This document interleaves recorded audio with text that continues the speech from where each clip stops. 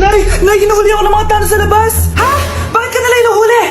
Di ko po alam, Nay. Yung totoo, anong ginawa mo? May nasagasaan po ako, Nay. Ay, Diyos kong bata ka. Sige, magtago ka na.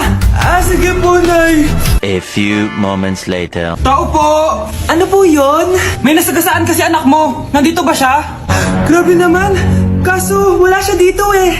Para sigurado, pwede ba akong pumasok dyan? Sige. Sakit ang tiyan ko. O, di ba? Wala siya dito. Mukhang wala nga dito. Sige, alis na ako. Ano yun? Nandiyan ka lang pala, Huli na kita!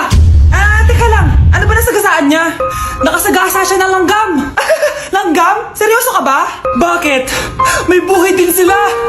May pamilyang naghihintay sa kanila. Oo, sige. Huli niyo na yan.